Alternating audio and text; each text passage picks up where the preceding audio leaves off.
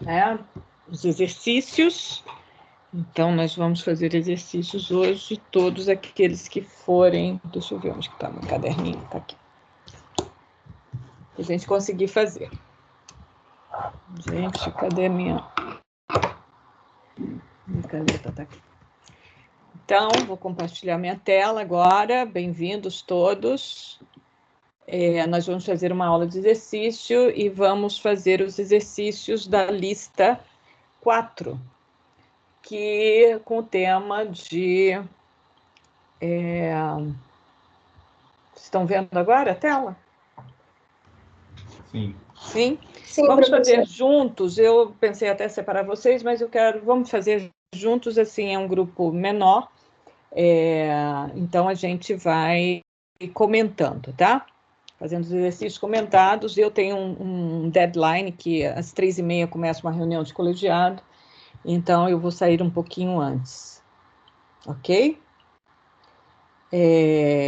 Professora, licença, tem como Sim. tirar aquela coluna esquerda? Isso? Opa. Tem sim, eu vou tirar aqui. Você diz essa daqui? Supostamente tem, vamos ver como é que tira. São essas 3 linhas que tem na esquerda, na esquerda dessa mesma barra. Ai. É que agora eu tenho Muito uma tela obrigado. imensa, por isso, agora eu tenho uma tela imensa aqui, eu vejo tudo. Então, eu não me preocupo com tantas barras laterais. Mas vamos aumentar. Vocês estão vendo que está aumentado aqui? Ó. Ops, aumentou demais, né? Então, exercício 1. Faça o seguinte, o exercício 1 se desdobra em um montão. Então, vamos lá. Exercício 1, nós vamos fazer no capítulo 13,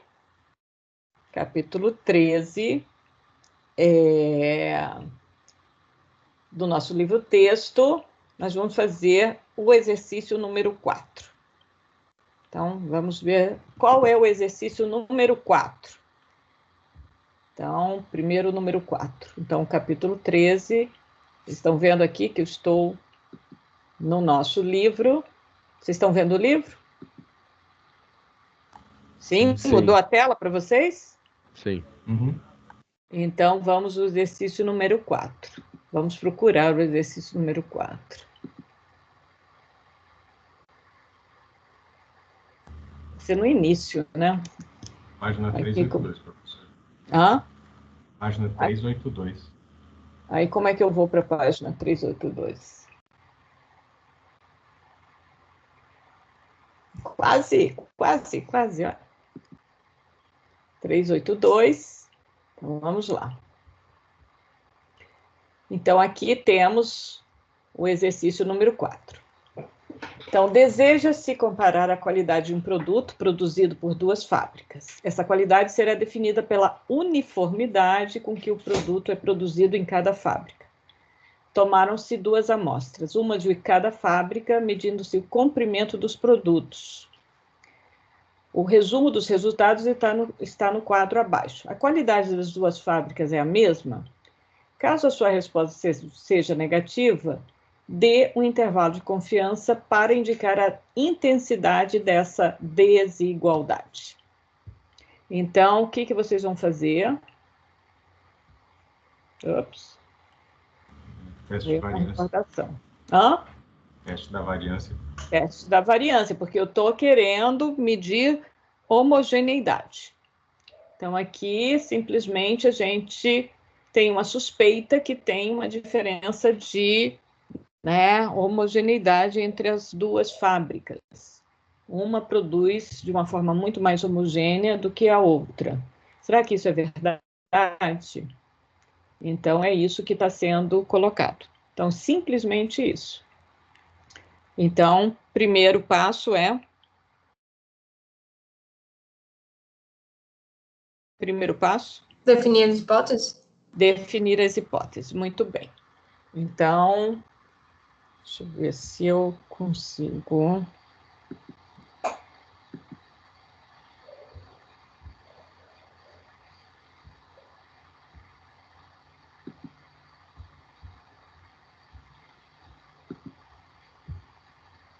Ops.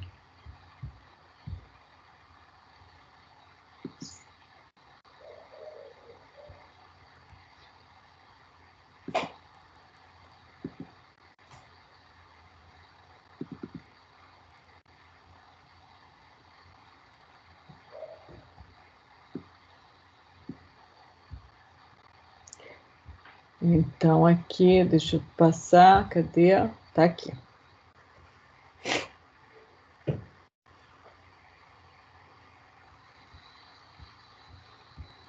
Como é que a gente define as hipóteses?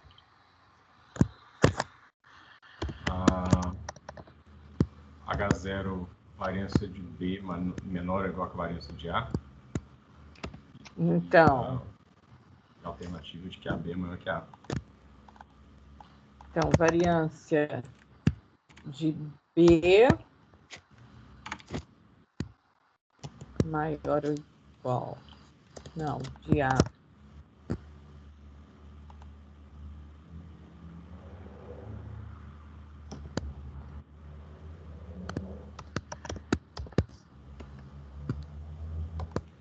Pode ser alternativo o quê? Que as variâncias são diferentes? Aqui a gente tem um direcionamento, né? Que a gente já está vendo que a variância de A é menor que a de B. Então, eu posso direcionar o meu teste de hipótese. Ok? Então, como é que é o teste da variância? Segundo passo. Estatística de teste. Qual que é a estatística de teste? Então, se eu for aqui, só para lembrando, então nós temos aqui a nossa estatística de teste é a razão das variâncias, tá certo? Certo? Aqui ele está construindo intervalo de confiança, olha aqui. Então, aqui ele fez um teste bilateral, mas aqui a gente pode, então, fazer um teste unilateral. Certo? Alguma dúvida com relação a isso? Não. Não, professor. Eu fico com dúvida só quando vai olhar na tabela. Por exemplo, nesse caso F, 16 e 20. Sim, segundo passo, deixa eu pôr, W vai ser igual a quanto? Vai ser igual à amostra, né? Então... Professor, só uma pergunta. Sim. Seria errado não direcionar o teste? Não, não é errado. Você perde potência. Ok, obrigado. Porque você divide a sua área crítica. Então, em vez de você fazer em termos de 5%, você está fazendo com 2,5%, sabendo que o outro lado você não vai estar trabalhando, porque você está com todo, já o resultado da amostra já está direcionando você. Beleza, obrigado, professor. Então, tem testes que você não sabe mesmo, e aí ela é bilateral, ok? Não é errado, mas você vai ver isso em inferência, como você perde, né?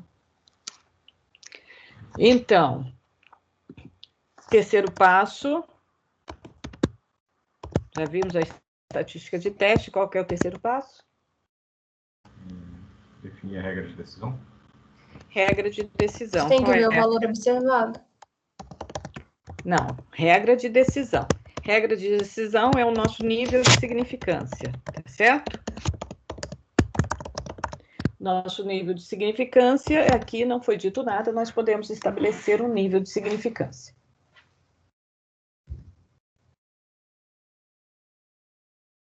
Professora, para calcular a região crítica e para calcular o W, para mim sempre foi confuso em definir qual que é A1 e qual que é A2, ou se tanto faz. Né? Tanto faz, a gente vai, depende do que, se você tem na tabela ou não. Mas se você, qualquer outro, por exemplo, qualquer programa vai te dar a distribuição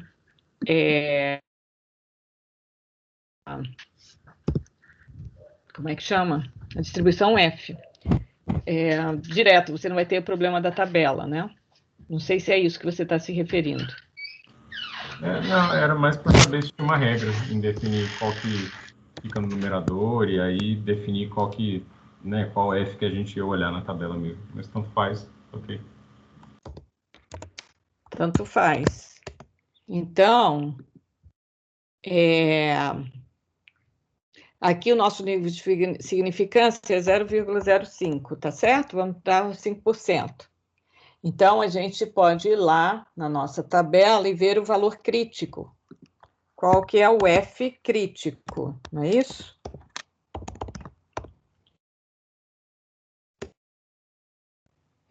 Deixa eu ver, F crítico, estou tentando fazer aqui no Excel, então 0, Professora, como que você faz esse no Excel?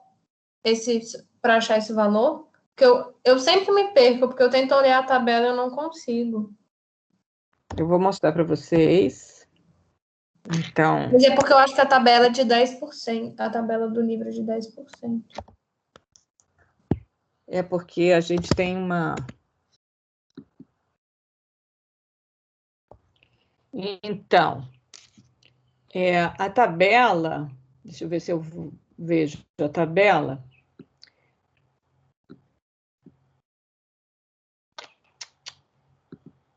Como é que eu tiro você aqui? Estão olhando? A tabela é na página 529. Estão com o livro físico, né? Deixa eu ir lá.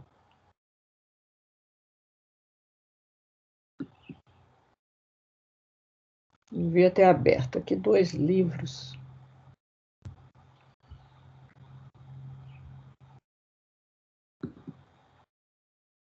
Nós estamos na 500 e quanto que você falou? 529, se eu não me engano. Estamos na 26, estamos chegando lá.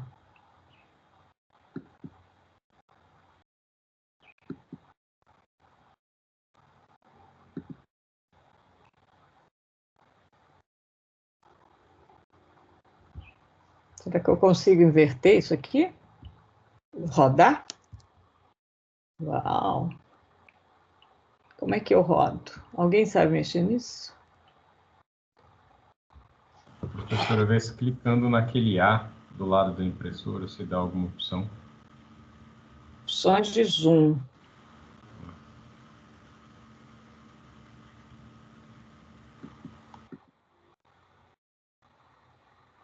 Não, é zoom.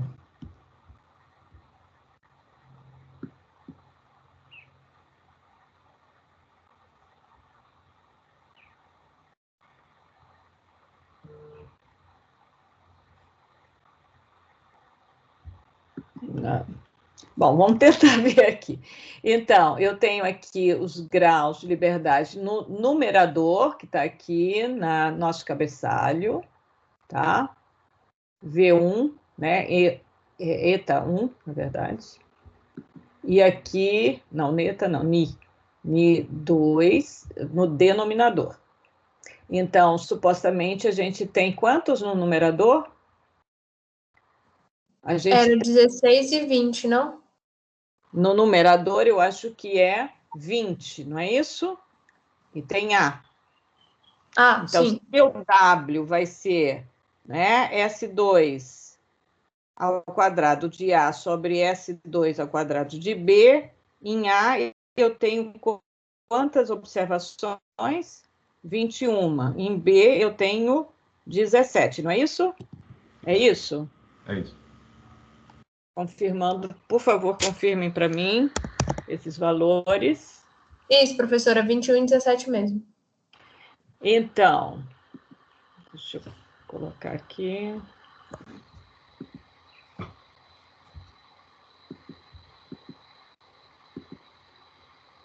Tentar abrir outra aqui, porque aí a gente já fica com o exercício. Então, vamos lá. Vamos seguir o BUSAP. Então, vejam, eu tenho que ir com N-1, N1-1 no numerador e N2-1 no denominador. Então, quais são os graus de liberdade? 20 e 16. Então, 20, eu vou aqui. Certo? 20, eu vou aqui. E 16, eu vou aqui. Então, 20 e 16.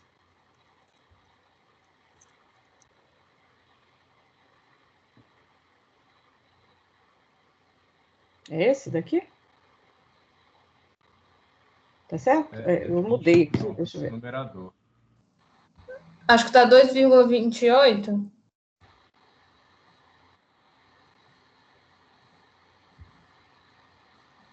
2,28, tá? Só que 2,28, vejam, é 2,28 é essa área aqui, é esse F crítico aqui. Vocês estão vendo? Sim. Então, o que eu estou fazendo? Eu estou fazendo na parte, quer dizer, eu estou fazendo quando a variância, né, é maior que a outra. Eu estou fazendo uma razão maior que 1. Concordam? Concordam? Que eu estou pegando o lado superior, o lado direito da curva. Sim? Uhum. Sim, professora.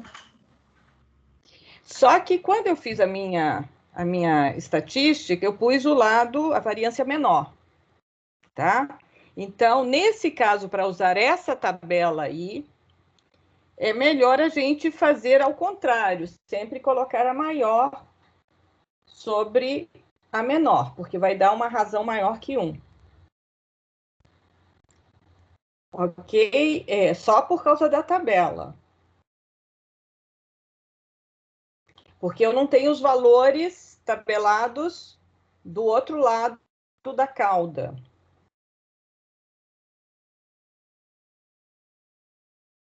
Concordam?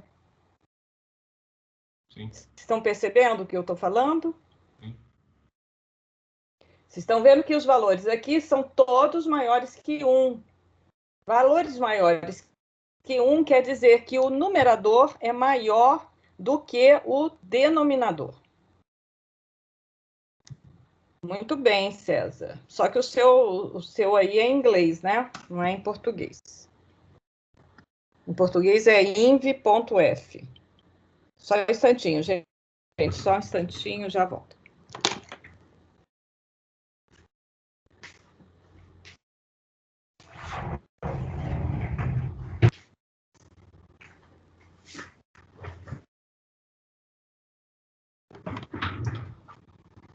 Ok? Não estou vendo vocês agora. Deixa eu ver vocês. Professora, mas para achar do menor, não seria só fazer 1 sobre 2,28? E isso. E aí, o que eu tenho que fazer? Eu tenho que inverter. Eu tenho que inverter os graus de liberdade. É por isso que eu tenho que, não, eu tenho que, aí deixa eu ver se eu consigo ver aqui no outro, às vezes confunde a gente, tá? Porque é a propriedade da inversão, você inverte o número de graus para lá, mas você está trabalhando com o grau de liberdade invertido.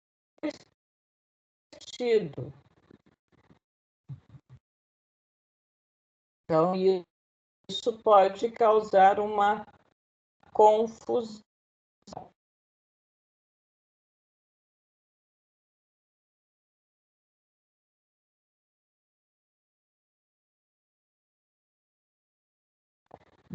Mas a tabela. Tá travando para vocês também, gente? Tá travando muito. Tá travando. Só comigo, mas eu já tava perguntando aqui. Eu achava que era só Veja. comigo, eu não tava falando nada.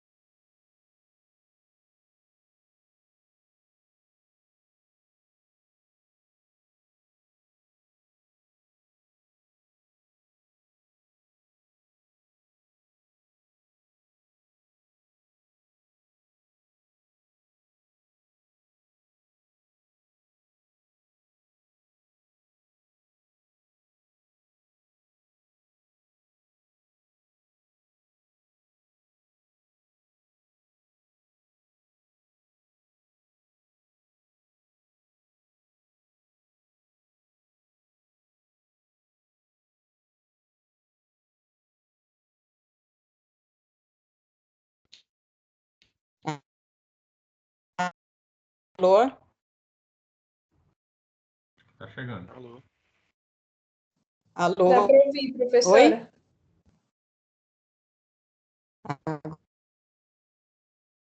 É assim, né? Voltei. Em Excel ele ficou doido. Vocês viram o Excel? Não, né? Não, Excel não. A senhora travou quando a senhora estava começando a explicar sobre inverter, colocar 1 sobre 2,28, que tem que inverter os graus de liberdade. Aí travou, eu não consegui entender.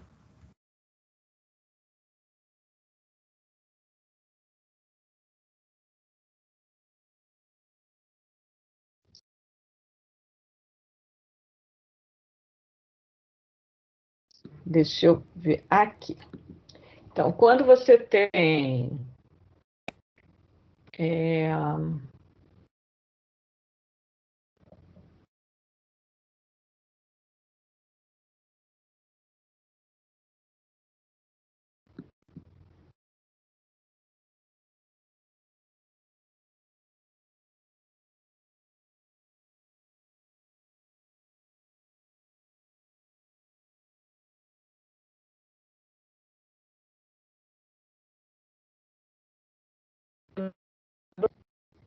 gente, está muito impressionante como está lento.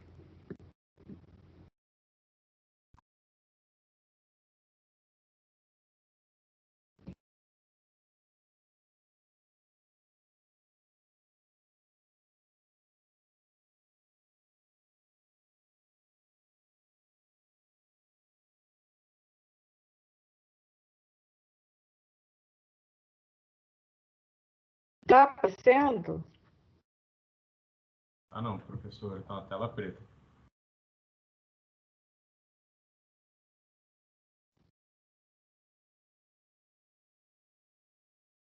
Está travando? Tá travando um pouco e a tela tá preta.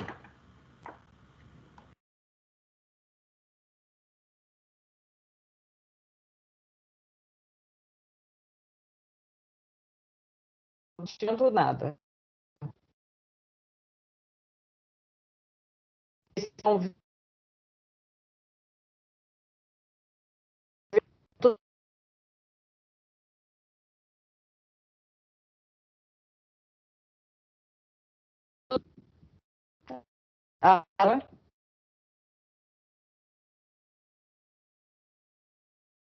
Tá travando bastante o áudio, professora.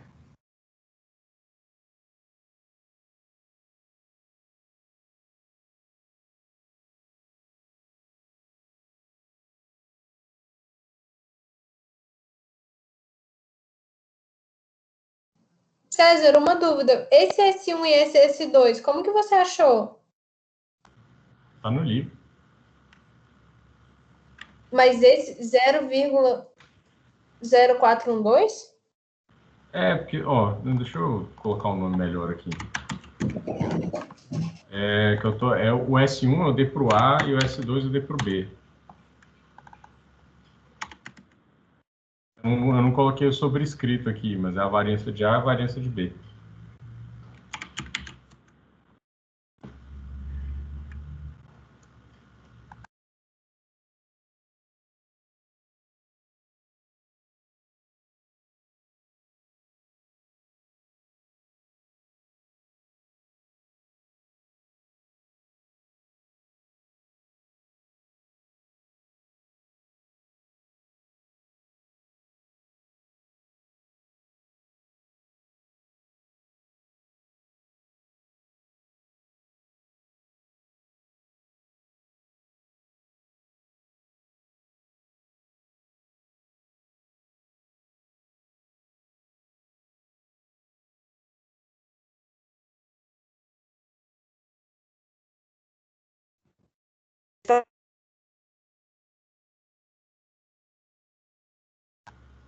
Ainda está travando, professora.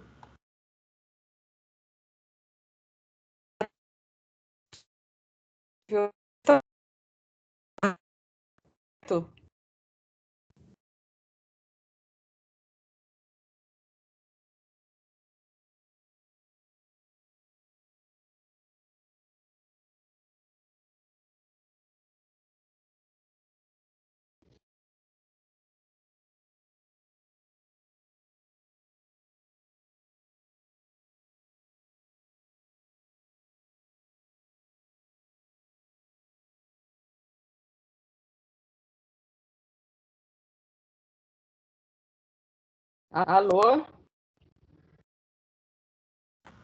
Parece que melhorou um pouco. Oi, professora. Vê aqui, só um instantinho.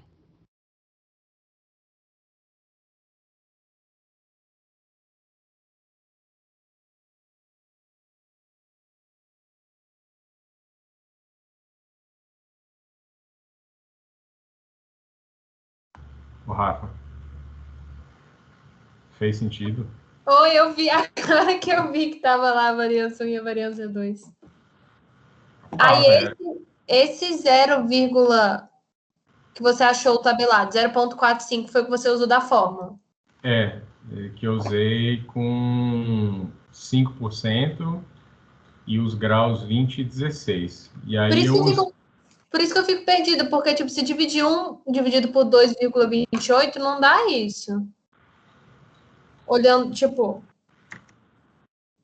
o que eu achava que seria, entendeu? A gente já tinha achado 2,28. Aí ela falou que ia ter que dividir e nem dividido. 1 dividido por 2, quanto? 1 dividido por 2,28. Por 2,18 dá certinho. Por 2, o quê? 2,18 dá certinho. Mas, cara, eu não sei se é uma aproximação. Eu não sei. Então, talvez a gente tenha... Porque 2,18 é o primeiro sendo 16 e o segundo sendo 20. É que você tem que trocar.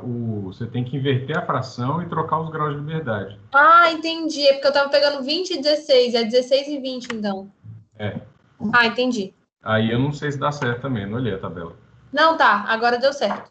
Deu? Obrigada. Foi um sofrimento, velho, fazer isso na matéria do Leandro, que passou super por cima. Eu quase não entendi. Você ainda pegou essa matéria online, né? Foi sensacional.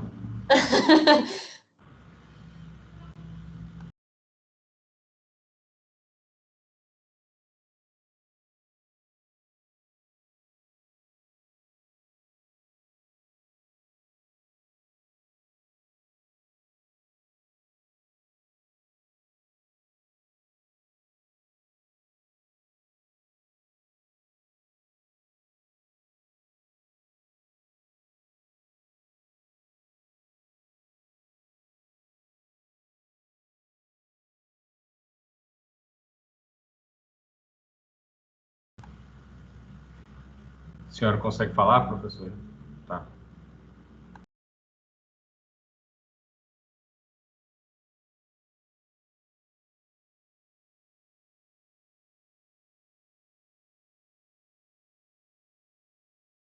Ela disse que iria terminar a aula mais cedo hoje também? Ou não? Ela falou que 3h30 tinha uma banca, né? Ah, ok. Ela falou, só que é porque ainda falta, acho que, 50 minutos Tá nesse certo. horário. Pois é. E era bom ela resolver a internet antes da banca também, né?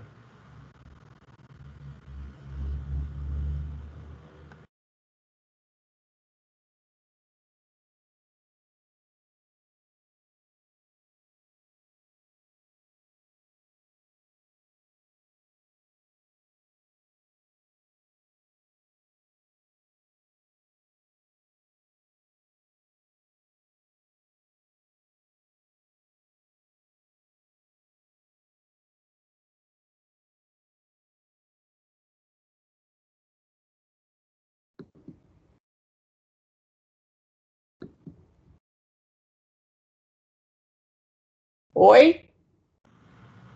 Dá para ouvir agora. Dá para ouvir?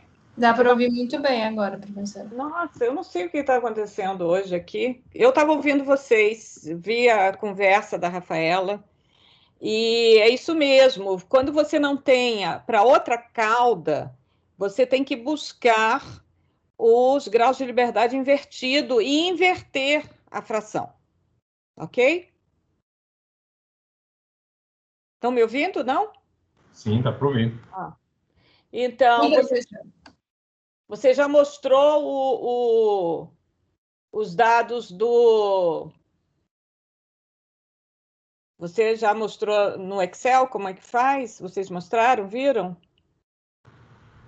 Eu mandei um print e a função que eu usei foi a inversão da F, né? Vocês estão vendo agora a minha tela do Dá para Excel? ver. Dá para ver. Então, aqui é p-valor.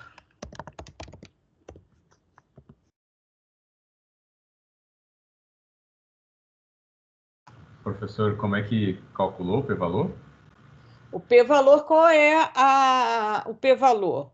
O p-valor é a probabilidade de W ser menor ou igual a este valor aqui. Então, é a função de distribuição. Então, eu venho a distribuição F até o ponto, então, com os graus de liberdade apropriados, e ponho a opção 1 de função acumulada, que é a função de distribuição. Então, eu estou no outro lado da cauda.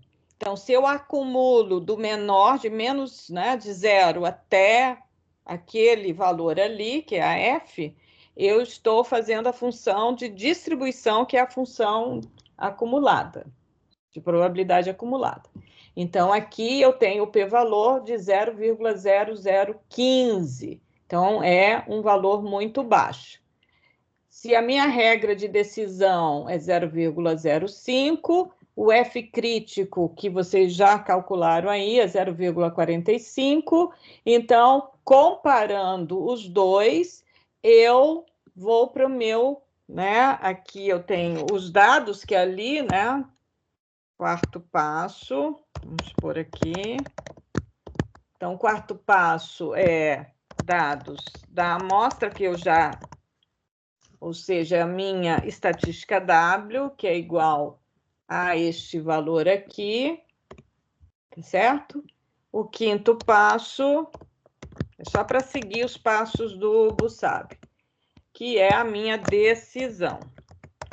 Qual é a minha decisão? Então, eu vou comparar, comparar alfa com p-valor. Ou comparar W calculado com... Eu pus F crítico, né?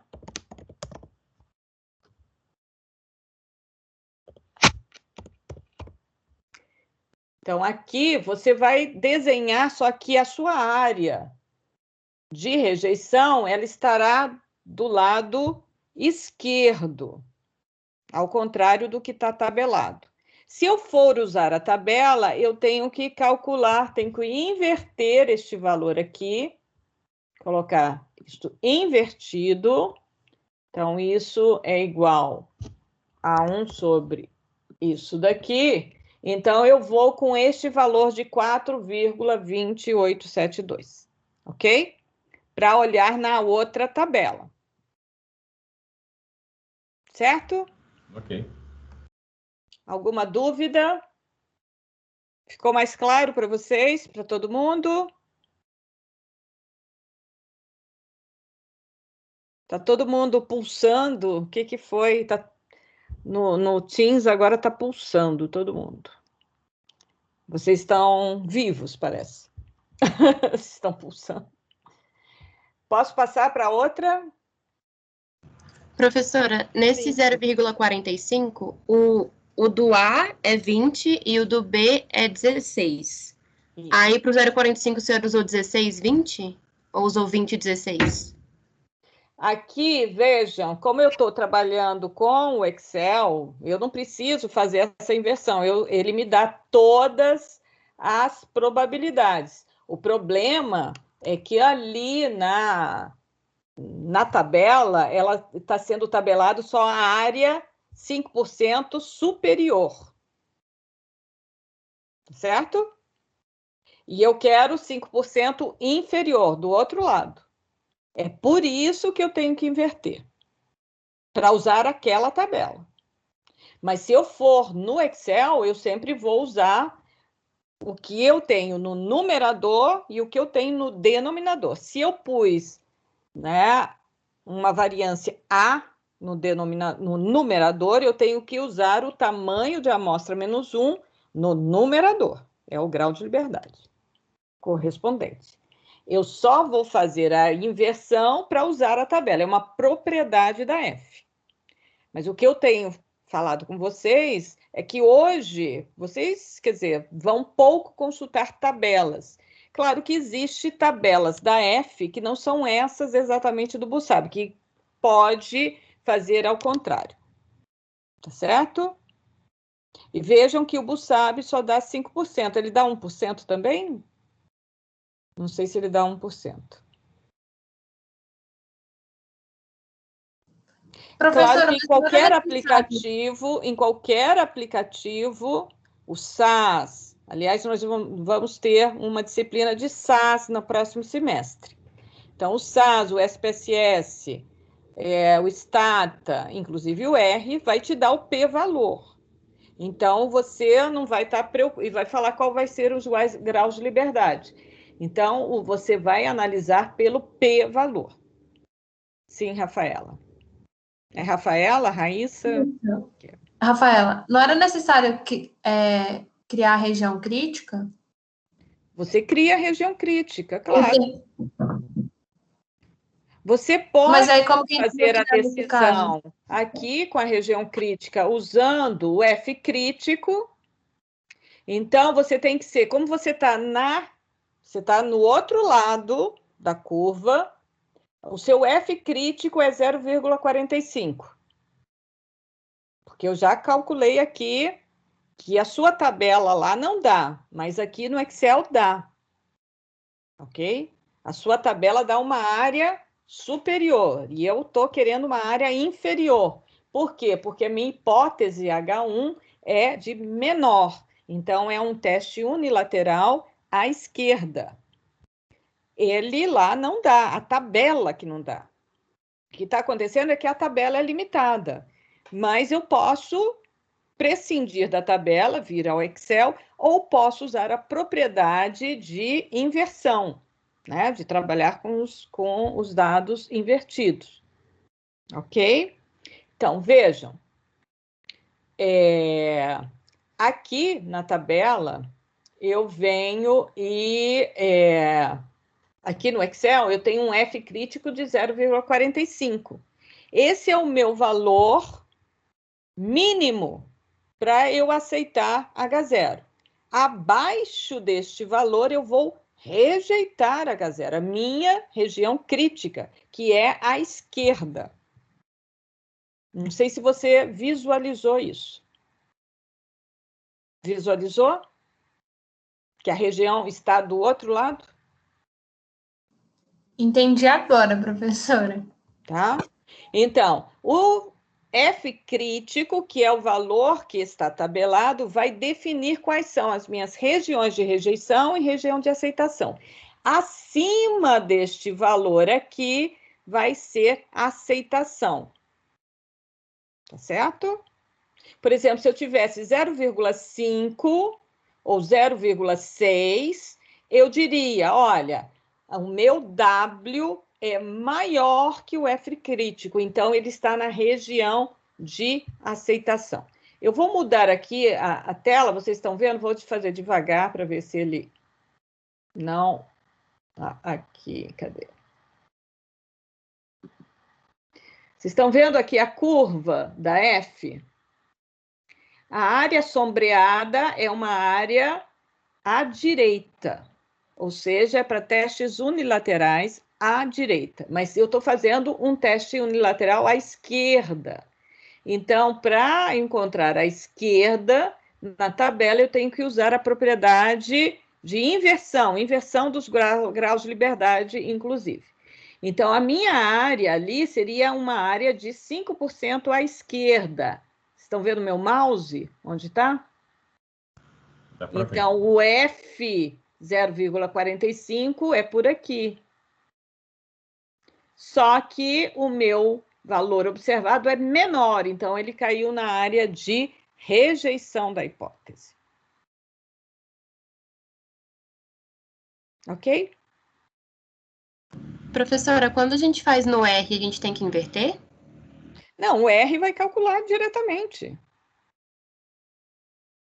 O R, ele tem um algoritmo de cálculo de todas as probabilidades. A gente só tem que inverter para usar a tabela. Ou se você não tem o valor tal, aí você inverte. Ok? Professora, Sim. o Bossab também dá 2,5%, tá? Ah, dá 2,5%, porque aqui ele fica unilateral, mas ele te dá a bilateral. Aqui o 2,5%. Que foi o exemplo que eu fiz na transparência, né? Eu usei essa tabela de 2,5%. Eu acho que eu fiz um teste bilateral. Ok.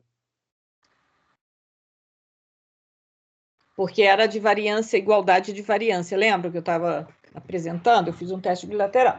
Só que ele só tem essas duas tabelas. Você pode ter 1%, pode ser unilateral, bilateral, etc. Essa é uma limitação. Posso colocar a planilha do aprender... Não, colocar no aprender a planilha do Excel. Ah, podemos fazer o R aqui, olha. No R, você vai fazer, né? Tem aí, vocês podem testar. O que eu quero que vocês façam é... Muito bom, Matheus. Eu quero muito que vocês treinem isso e compreendam. Então, o que acontece aqui hoje é a nossa limitação da impressão. Mas nós não estamos limitados a uma tabela. Então, o que a gente tem que fazer? Nós temos que compreender qual é a filosofia do teste de hipótese. Certo? e compreender como usar a tabela, porque vocês vão ser estatísticos, não é? Então, mas por que ninguém mais dá tanta bola assim a tabelas? Porque você tem o R, você tem o Python, você tem o SPSS, você tem o SAS, você tem Excel. Todos eles te proporcionam infinitas possibilidades, muito maiores, né? Infinitas, é muito maior, claro. Então, em comparação ao que está impresso. Ok? Alguém quer fazer alguma pergunta sobre isso? Bem compreendido? Sim?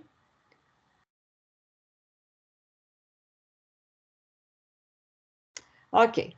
Então, letra B. A letra B, nós vamos fazer os exercícios número 9 e 10. E nós vamos usar o teste TED Student, Menu Whitney, Kolmogorov Smirnov e Kramer-Von-Mises. Então, número 9. Primeiro teste, número 9. Vamos ver aqui. O número 9 está onde? Página 387. Acho que o meu livro está na minha sala, lá na estatística. Acho que eu tenho que ir lá pegar. 387, estamos longe. Professor, acho que no canto inferior esquerdo dá para a senhora selecionar a página, digitar e chegar direto lá. Canto inferior esquerdo, aqui, né? No Não. outro lado. Esquerdo. Ah, aqui eu vi uma página agora. Isso mesmo. 387? 387.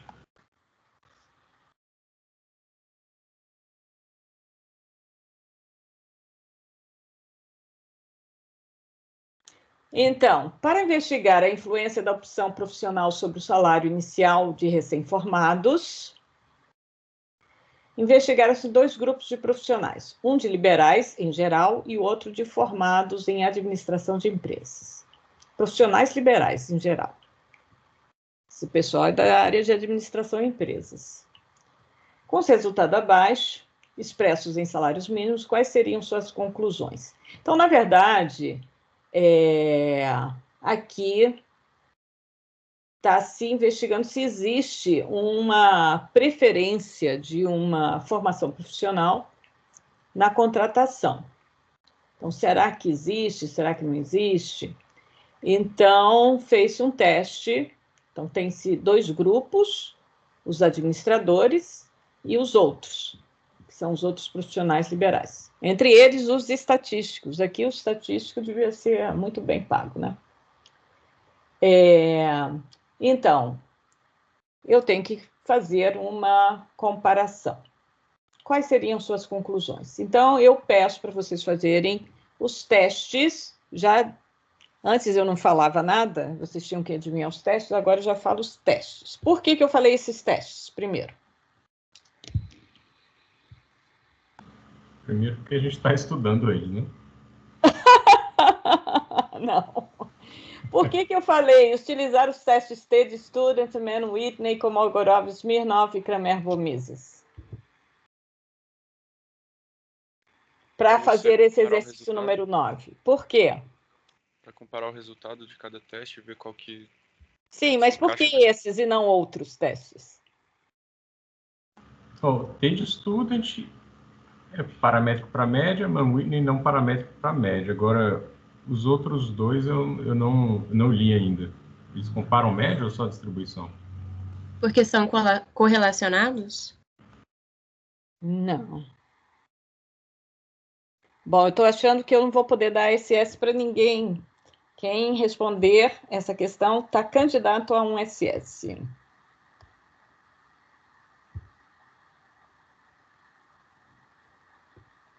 Por que eu mencionei esses testes para resolver esse problema?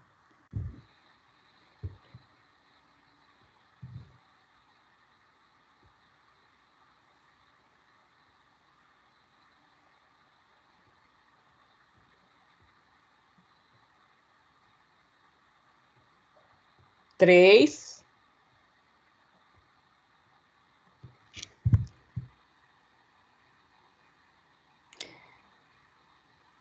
2. Porque não segue uma normal, mas são independentes. Quem que falou isso? Carol. Carol, você é candidata a um SS. Muito bem.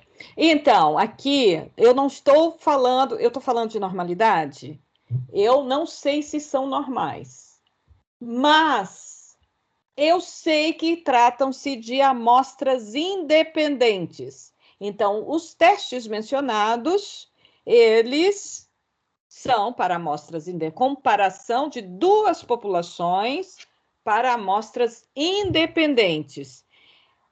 O primeiro deles, o teste T-de-Student, é para o caso de populações normais. Os demais, para o caso de populações não normais.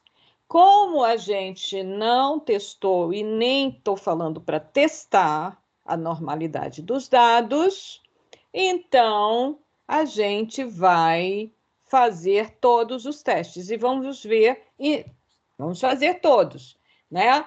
O que eles têm em comum? São testes para amostras independentes. Lembra que eu sempre falei, nós temos duas perguntas.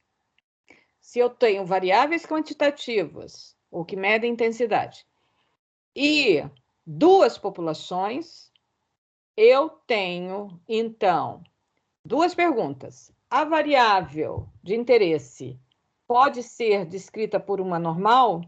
Ainda falei mais. A variável de interesse, ou sua transformada, pode ser descrita por uma normal? Segunda pergunta. As amostras são independentes? Então, aqui eu tenho... Qual é a certeza que eu tenho? Qual é a informação que eu tenho?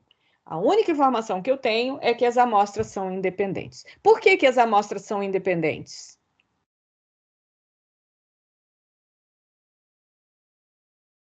São duas amostras de pessoas diferentes que não foram reobservações, não influenciou na escolha e tamanho da amostra. Vamos lá. Porque olharam dois grupos de profissionais diferentes, um de liberal e outro de administradores. Então, não tem influência um no outro. Sim, muito bem. Quem que falou de novo? Carol, de novo. Carol, você está, né, caminhando para o seu SS. Vamos ver, só temos um ainda que está muito bem encaminhado. Temos vagas para muitos SS este semestre. Esse semestre é um semestre muito bom, porque as vagas para SS estão abertas, e são muitas. Candidatem-se, por favor.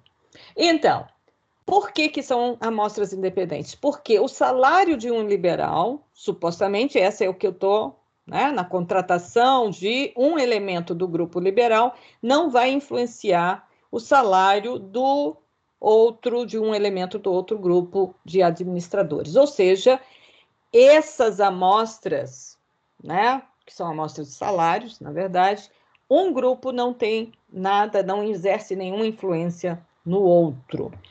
Isso é como pressuposto, ok? Então, eu estou assumindo que as amostras são independentes. Então, vamos usar os 4 testes. Como é que eu vou fazer isso?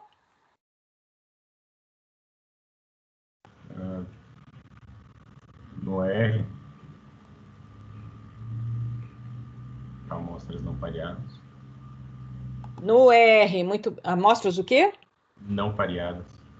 Independentes, muito bem. Então, vamos lá, quem que quer pôr no R para gente, para compartilhar? Candidatos?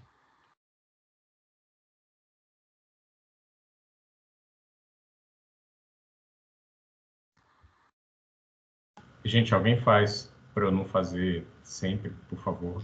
Pois é, quem é mais um candidato? O César já é candidato a SS também, porque ele tem, né, colaborado. Quem mais quer? Quem é o Eu eu? posso botar aqui, Matheus. Matheus também, outro candidato, muito bem. Vamos lá, Matheus. Vê se aparece aí. Ainda não, só você que está aparecendo na minha tela. Não. Para mim apareceu. Ai, meu Deus, por que que não aparece para mim? Continue, Matheus, não se preocupe. Se está aparecendo para os outros, vamos ver. Todo mundo está vendo?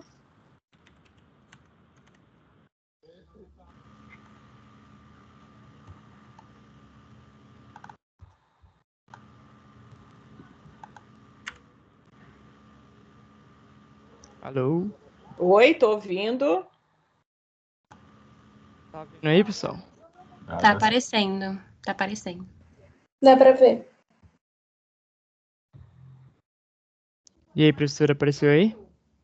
No meu não, mas eu estou entrando aqui de outra maneira para ver. Agora apareceu no meu celular, eu vou acompanhar aqui. Ah, eu vou ter que arrumar outra coisa. Sim. Ai, você está com teste de Shapiro-Wilk? Isso. Para quê? Ah, você está fazendo Shapiro-Wilk? Não, eu tinha feito, mas isso aqui é pra Hum. questão depois. Vou jogar lá pra trás. Ah, tá bom. Aí eu rodei aqui os dados da questão. Muito liberais bem, você administradores. criou liberais e administradores, muito bem, você fez tudo, olha só, muito bom. Aí eu Compartilhe fiquei. isso com seus colegas todos, muito bem. Beleza. Aí eu queria saber se era assim mesmo. É Fiz esse mesmo, teste. isso. Deu esse Agora resultado. você pode pôr algumas outras opções, como a opção são dados não pareados, ou seja, independentes, e o default dele é false, ou seja, não pareados, você não precisa pôr essa opção, né? Então, aqui você tem muito bem, e o GovTest, né, do CVM, muito bom. Vamos ver se vai rodar. Beleza. T.teste aí o resultado.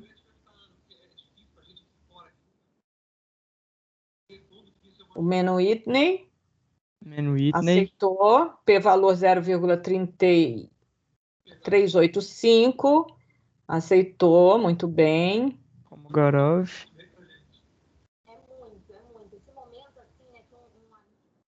E o Kramer. Kramer Gomes. Olha só. Ele deu um problema aqui. Não, é um warning, né? Porque o tamanho de amostra é muito pequeno. E aí ele vai falar: olha, tem um problema, não é o exato, ele está calculando o aproximado, porque o exato, as amostras tem que ser desempate.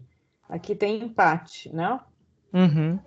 Então eu tenho dois valores, tenho valores iguais aí, não é?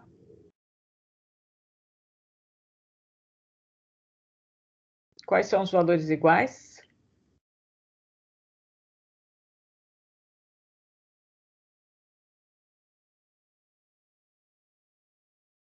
Oito ponto sete. Muito bom.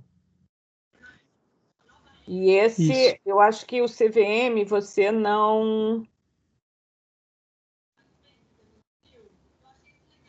Ah, você não pôs. Deve ter faltado alguma coisa. Tem alguma coisa aí que não foi. Ah, ele não vai. Eu não sei se ele vai. O CVM, se ele está implementado aí. Ah, eu acho que ele tem que ser duas variáveis, talvez, né? Uma que seja a coluna entre liberal e administradores e outra com os valores, né? Isso. Tem que ver como é que ele vai entrar, tá bom? Mas essa é a Beleza. ideia, vocês fazerem isso no R. Beleza. Como é que você falou que deve dar, Matheus? Eu acho que é uma coluna com os valores quantitativos e a outra liberais e administradores. Vou fazer. Você vai categorizar, entendeu? Isso. A gente tem que ver como é que entra. Geralmente, cada programa vai fazer de uma forma diferente. Então, a gente tem que ver como é que entra esses dados. Agora, vamos ver o exercício 10. Onde que está o exercício 10? Eu paro de compartilhar aqui ou continuo para a questão 10? Alguém tem alguma dúvida?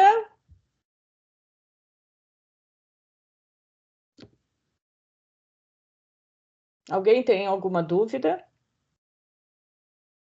Não? Pode parar de compartilhar. E agora a gente vai fazer o exercício 10. Ninguém tem dúvida, né? Obrigada, Matheus. Então, eu vou Nada. compartilhar aqui o exercício 10. Ops.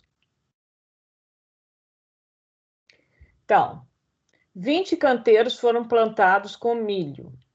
Em 10 deles, um novo tipo de fertilizante foi aplicado. Isso é típico de problema de estatística, porque o Fischer, que, né, propôs todo o teste de hipótese, etc., trabalhava com esse tipo, né, de investigação mais agrícola, etc., eugenia, etc. Depois a gente vai falar mais dele. Então, 20 canteiros foram plantados com milho. Em 10 deles, um novo tipo de fertilizante foi aplicado, obtendo-se as produções abaixo. Há diferenças significativas entre as produções? A alternativa é que o novo fertilizante tende a produzir valores maiores. Alfa igual a 0,05. Calcule o p-valor. Então, veja, aqui nós vamos também usar os mesmos testes. Só que agora eu tenho controle e tratamento. Aqui, o que vocês acham da amostra? São independentes ou dependentes?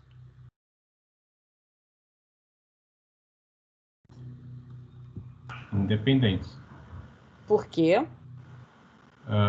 Porque são em um grupo ele aplicou e no outro grupo ele não aplicou. O resultado de um não vai influenciar o resultado do outro. outro. É isso que a gente tem que pensar. Alguma dúvida sobre isso? Não? Então, Controles são os que ele não aplicou, né? Isso, o controle é o que não aplicou. Muitas vezes a gente faz isso, caso controle. Então, agora com as vacinas e tal, tem gente que recebe, tem gente que não recebe. Aí você faz, né? É assim que a gente vai calculando, né? Também algumas eficiências de medicamento. Então, você tem o chamado duplo cego, que ninguém sabe quem tomou e quem não tomou, você não controla. E o paciente não sabe, e o pesquisador também não sabe. Então, só tem um sistema de controle, né, para saber quem tomou, quem não tomou, mas o pesquisador é cego com relação a isso, e os que estão sujeitos ao experimento, né, geralmente pacientes, também são cegos com relação ao que tipo de tratamento eles estão sendo submetidos. Ok? Chama-se duplo cego. Aqui não, aqui você é outra coisa, porque o investigador, né, tá sabendo que aqui ele pôs e ali ele não pôs. Porque planta não tem sentimento, não está interferindo. Ele, né, não vai, o seu olhar não vai interferir na reação do outro. Em termos mais de pesquisas humanas, você pode ter uma interferência, sim. Aí a pessoa, se eu sei que eu estou te dando um placebo, por exemplo, nada, eu posso ter um comportamento diferente e você perceber que eu tenho um placebo e sua reação pode ser diferente. Então, por isso que muitas vezes é o duplo cego. Não sei se eu me expliquei, foi meio confuso, mas qualquer dia a gente fala sobre isso, mas o Matheus ou outro já fez? Também é para fazer no R. Eu fiz. Quem que é eu? Você, É Matheus? o Matheus de novo. Quer que compartilhe ou alguém aí? Quero que compartilhe e muito bem. Mas outros são candidatos. Tem alguém que quer fazer também? Não? Pode, já compartilhou, muito bem. Então vamos lá. Opa, calma aí.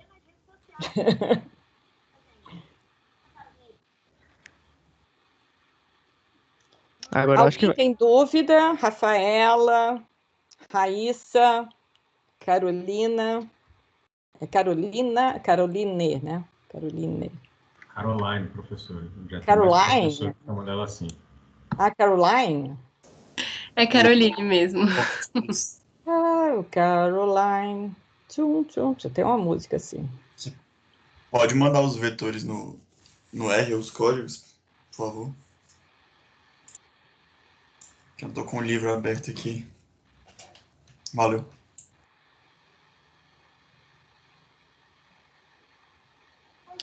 Tá aí. Aí roda os vetores que ele te dá na questão. Aí o t.test.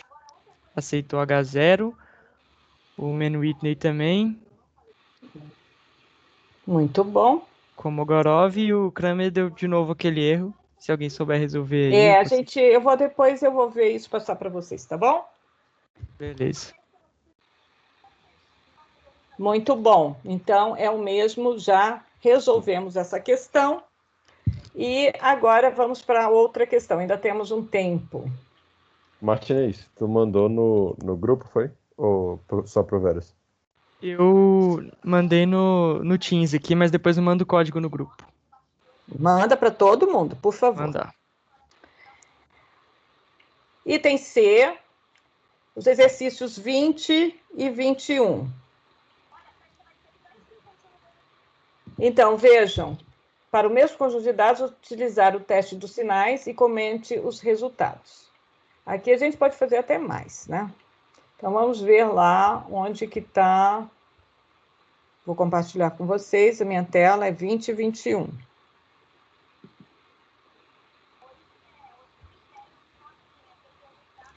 Qual que é a página? 404. E por que não aparece agora a página aqui? Às vezes, se a senhora rolar para... Ah, não. Tá. Apareceu. É que tem uma configuração aqui no meio. 404. Estou precisando de ajuda aqui em casa, viu? Qual era mesmo? 20. Aqui. Para verificar a importância de um cartaz nas compras de certo produto, procedeu-se do seguinte modo. A. Formaram-se 7 pares de lojas. Aqui estão as lojas, foram pareadas. Então, eu tenho as lojas sem cartaz e as lojas com cartaz. E eu formei pares, 7 pares de lojas. Os pares foram formados de modo que tivessem as mesmas características quanto à localização, ao tamanho e ao volume de vendas. Então, elas foram pareadas segundo 3 critérios, ou 3 variáveis. A localização, o tamanho e o volume de vendas. Então, pareamos. A única diferença entre elas é que em um dos elementos do par colocou-se o cartaz e no outro não. Ok? Então, eu pareei por quê? Porque eu tenho fatores de confusão que poderiam estar, né, confundindo, fazendo confusão nos meus resultados se eu não considerasse esse pareamento. Se eu considerasse amostras independentes. Porque, eu tenho um problema, lojas melhor localizadas vendem mais. E se eu puser cartaz, vai ser por causa da localização ou por causa do cartaz? Aí eu não sei, né? Aí é uma confusão a localização. Vendeu mais porque lojas de maior tamanho têm mais circulação e tendem a vender mais. É porque colocou cartaz ou porque não teve cartaz? O que é? Que continuou ou vendeu mais? E o volume de vendas. Lojas muito populares talvez vendam mais em termos de volume. Lojas mais elegantes, claro que vão... Uma bolsa na Louis Vuitton é muito mais, né? Aí do que muitas bolsinhas em outros lugares. Não, mas aí você pôs cartaz, a Louis Vuitton não precisa de cartaz, claro. E então você vai comparar Louis Vuitton com Riachuelo, não é, né? São coisas diferentes. Você vai comparar uma Louis Vuitton com uma Gucci, por exemplo. Então, você vai estar lá no Iguatemi. Outras vão estar no shopping mais popular, por exemplo, lá da Ceilândia ou etc. Então, a questão foi parear. Em vez de trabalhar com amostras independentes, eu trabalhei com amostras pareadas. Ficou claro esse problema? Sim. Então, o que eu quero comparar são as vendas semanais após a colocação de cartazes em um dos pares. Então, eu vou comparar aquelas lojas, né, entre aquelas que têm cartaz e aquelas que não têm cartaz, qual foi o volume de vendas, e estão pareadas segundo essas 3 variáveis. Qual seria a sua conclusão sobre a eficiência do cartaz? Então, ele fala, use o teste T, fazendo as suposições necessárias. E eu falei para fazer o teste dos sinais também.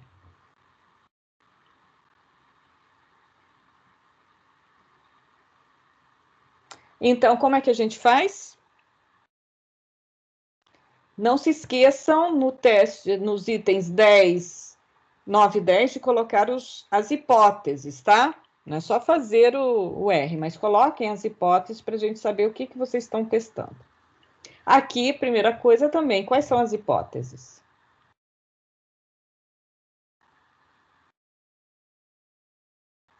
Alô? Foi a hipótese que tem mais vendas com cartaz. A média de vendas com cartaz é maior do que a média de vendas sem cartaz. Isso, então H0 seria o quê? Vendas com cartaz maior do que vendas sem cartaz. É igual ou maior ou igual que vendas, não, menor ou igual vendas sem cartaz. E a suspeita vai em H1, vendas com cartaz maior que vendas sem cartaz. Então, será que vale a pena fazer publicidade?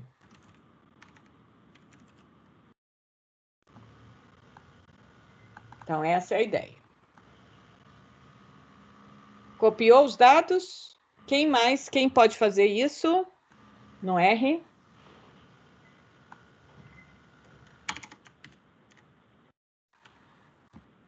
Podemos fazer na mão também. Podemos fazer no Excel.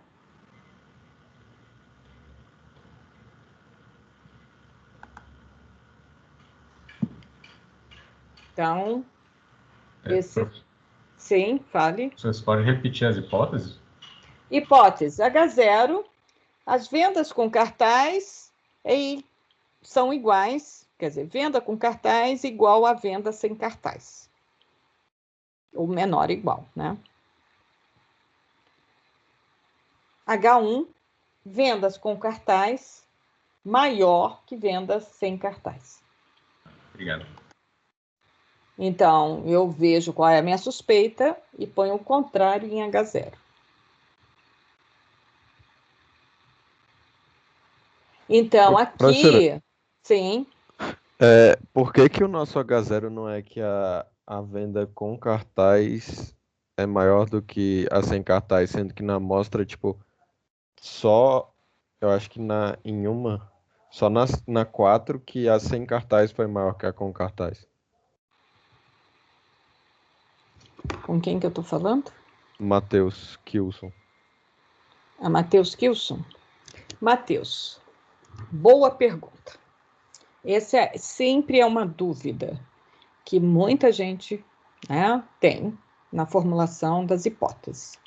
Então, é importante, muito importante, observar como eu vou formular as hipóteses.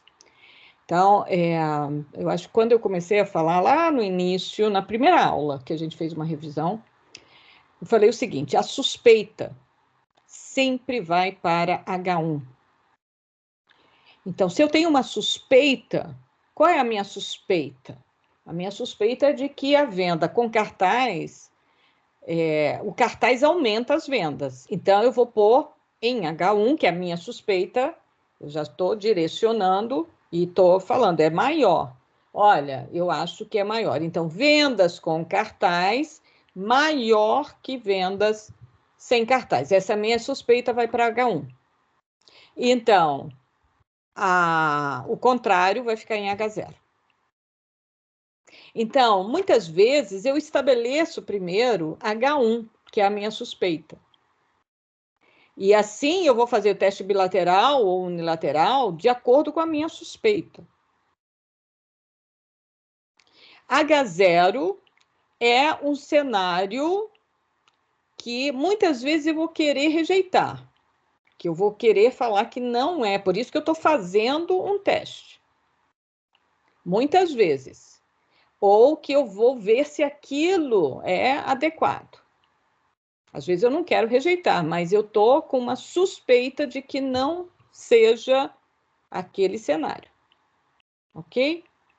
Então, a minha suspeita vai para H1. Em H0, eu vou construir um cenário em que eu admito que não há diferença entre o que se observa, que se observaria e a realidade. O que se observaria. Agora, quem vai me dar a suspeição é a minha observação, é a minha amostra. É aquilo que eu começo a perceber na minha realidade observada com todos as minhas limitações. Ok? Então, isso é filosófico. E por isso que vocês têm que pensar e fazer uma boa reflexão. Então, essa é uma pergunta muito pertinente. E adestrando o olhar de vocês e o entendimento de vocês sobre fenômenos. Tá? Então, isso é importantíssimo. Ok, Matheus? Ficou Sim, claro senhora. ou ainda Ficou, tem muito mais obrigado. dúvidas? Não. Mas não é fácil, não é fácil. Mas sempre pense, a minha suspeita está em H1. Aquilo que vai contradizer. Né? Então, ele está fazendo todo esse experimento porque ele quer ver se o cartaz aumenta as vendas. Então, ele está mudando ali. Então, eu vou nesse sentido. Tá certo?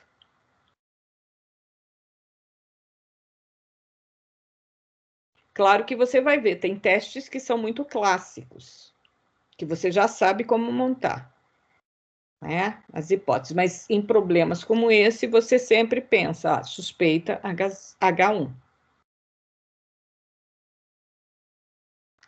Mais alguma questão?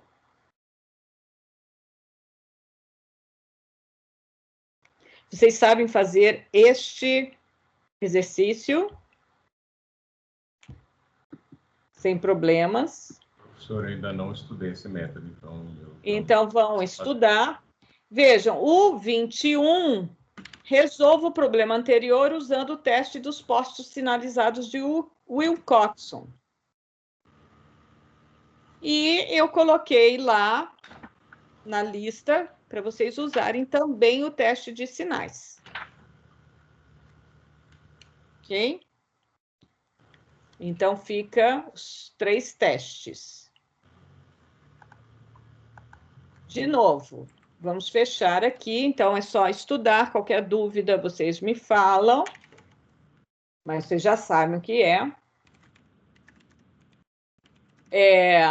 Segundo, selecionou-se uma amostra aleatória de 20 condutores de automóveis com o objetivo de verificar se o tempo de reação era afetado pelo consumo de álcool. Foi medido o tempo de reação ao mesmo estímulo de cada condutor, antes e depois de consumir uma dose de bebida alcoólica. Então, dava-se um estímulo e via-se o tempo de reação. Então, aqui você tem os tempos de reação antes e depois do consumo da bebida alcoólica e que estão nessa tabela. Então, a pergunta: você diria que o álcool afeta o tempo de reação? Apresente 3 tipos de testes e comente os resultados. Então, esse exercício foi, na verdade, ele foi realizado aqui com os bombeiros militares e foi para verificar se o álcool realmente, na verdade, foi vários tipos de álcool, né? E eu lembro os bombeiros saíram todos bêbados de lá. Foi muito engraçado. Mas foi uma experiência muito interessante. Então, aqui vocês vão usar que tipo de teste? Primeiro, nós temos... vamos responder as perguntas. Aqui nós temos variável de que tipo? Quantitativa ou categórica? Qual é a variável, primeiro? Qual é a variável que eu estou analisando, comparando? Tempo de reação. Tempo de reação.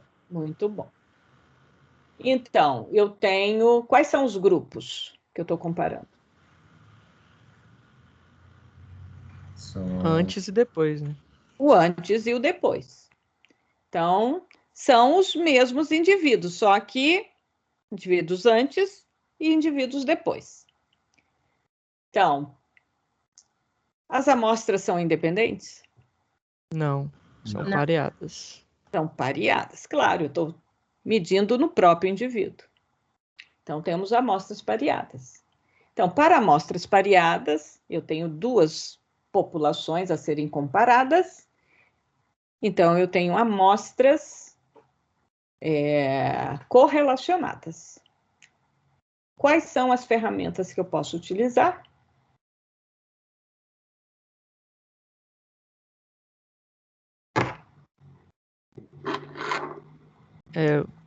Teste dos sinais, teste dos postos.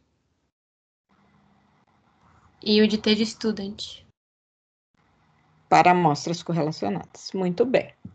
Novamente, nós estamos aí com alguns caminhando para o SS. Muito bem. Outros podem se candidatar também. Então, é isso que vocês vão fazer. E assim termina a lista que vocês têm que entregar proximamente. Ela está toda resolvida? Sim, senhora. Está bem indicado. Não é? Então, vamos lá, terminando a aula. Vou terminar aqui a gravação. Que aula mais